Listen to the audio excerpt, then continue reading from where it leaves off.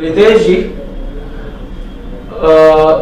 अभी क्या हुआ था आपके साथ? कुछ सुना हमने कि फोन वगैरह आया था आपको पाकिस्तान वगैरह से?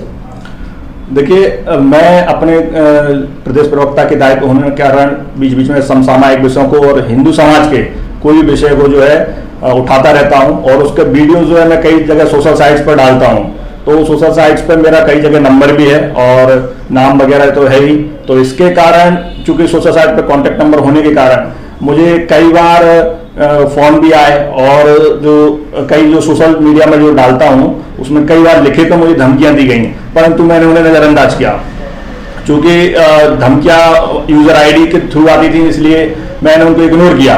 कई बार गोली से मारने इस प्रकार की धमकी को, परंतु परसों के दिन मुझे व्हाट्सएप कॉल के माध्यम से पाकिस्तान से धमकी आई। मुझे बाद में पता चला कि वो पाकिस्तान का नंबर है, और मैंने वहां पर जो मुझे धमकी दी गई, धमकी देने वाले शख्स का नाम शायद मंसूर खान ऐसे कुछ नाम बताए थे वो, और बताया कि पाकिस्तान से बोल रहे हैं और आपको कोई दिक्कत है, गाली गलौज किया, बोला कि जान से मारेंगे तुमको छोड़ेंगे नहीं, इस प्रकार का। तो इसको लेकर मैंने संबंधित अधिकारियों से बात की, तो बताया कि थाने में आप एक शिकायत पर लिख कर दीजिए, ताकि इस पर आगे कार्रवाई को सुनिश्चित किया जा सके। तो इसके लिए मैंने अपने जगन्नाथपुर थाना में दिया हूँ, और जो धमकी देने वाला है उसको तो ऊपर ब्लॉक कर दिया गया है। बाकी जो है आगे का काम जो है पुलिस देख रही है। किस बात को लेकर ऐसा हुआ? देखिए, ये तो फोन करने वाला ही बताएगा। वो हमको बार बार बोल रहा था कि आपको कोई दिक्कत है क्या। तो चूंकि मैंने उससे पूछा भी, मुझे तो कोई दिक्कत नहीं, वो गाली देके बोलता है कि जो है तुम बहुत गाली देते हो हम लोगों को, ऐसा कुछ। तो चूंकि मैंने 2-3 विषय उठाए थे। एक तो था कि भाई जो झारखंड में जितने भी अवैध मजार और दरगाह हैं उनका चिन्हित करके, उनका अगर अतिक्रमण कर रही हैं तो उसका अतिक्रमण हटाया जाए।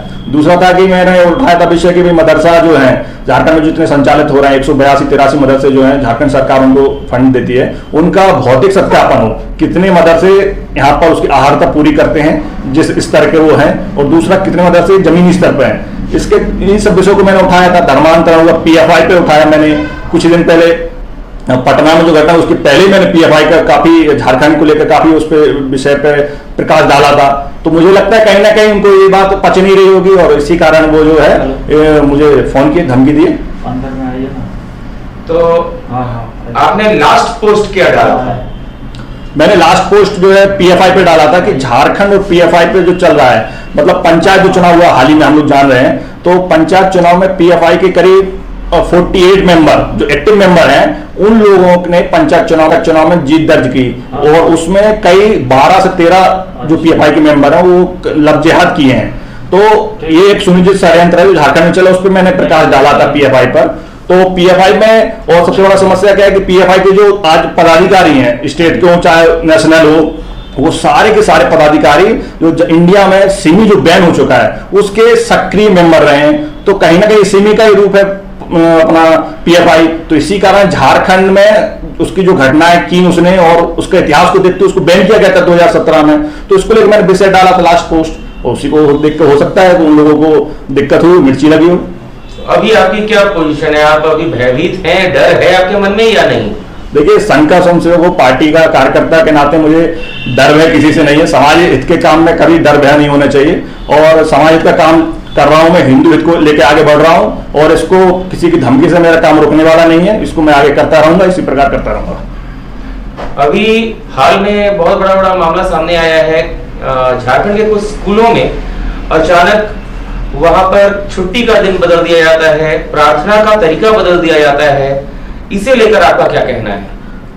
देखिए, झारखंड में जिस प्रकार का भौगोलिक जो परिवर्तन हो रहा है, जनसंख्या की जो परिवर्तन हो रहा है, वह बेहद चिंता का विषय है। गढ़वा में पहली न्यूज के माध्यम से हम लोगों को जानकारी पता चलती है कि वो लोग बोलते हैं कि 75% इसलिए वहां का प्रार्थना इस प्रकार की नहीं होगी, वहां पर हाथ जोड़कर प्रार्थना नहीं होगी। और जब उसका गहराई से जब अध्ययन किया गया तो जामताड़ा में 152 विद्यालय इस प्रकार के मिले, जहां शुक्रवार को छुट्टी होती है, रविवार को विद्यालय खुला रहता है।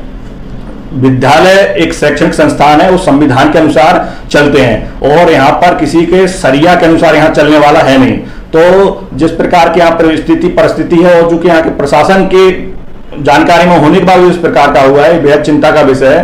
तो कहीं ना कहीं प्रशासन की मिलीभगत है, तभी इस प्रकार की छुट्टी का विषय होने के बावजूद भी उस पर कार्रवाई नहीं की गई। इस प्रकार के कार्रवाई, अगर इस प्रकार के कोई विषय संज्ञान में आता, तत्काल अधिकारियों को उनको सस्पेंड करना चाहिए, हटाना चाहिए, क्योंकि झारखंड जो है एक शांति प्रिय राज्य है और यहाँ पर जो है इस प्रकार की जिहादी गतिविधियों को एकदम नहीं सहा जाएगा और जो शरिया के अनुसार वो लोग चलाना चाह रहा है झारखंड को, इस प्रकार कभी नहीं चलने देंगे।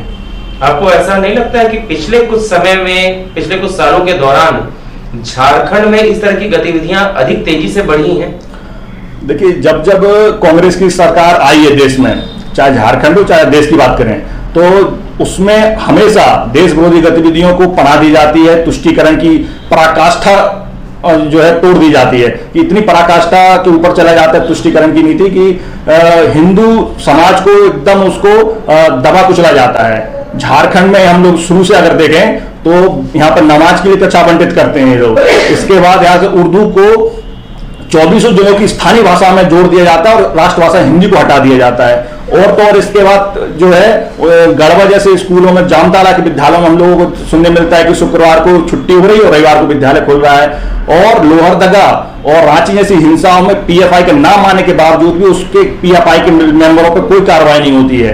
पीएफआई के जो मेंबर रहे हैं वो आज भी निर्बाध रूप से काम कर रहे हैं, जो धरातल स्तर पर काम कर रहे हैं, उन पर कोई कार्रवाई नहीं हो रही। तो स्वाभाविक रूप से सामने देखने मिल रहा है। और जैसे वो लोग पत्थरबाजी जो करते हैं, उनके यहाँ के कांग्रेस के विधायक उनके घर जाके बैठ उनको मुआवजा देने की मांग करते हैं, एयरलिफ्ट करके 7 लाख रुपए खर्च करके उसको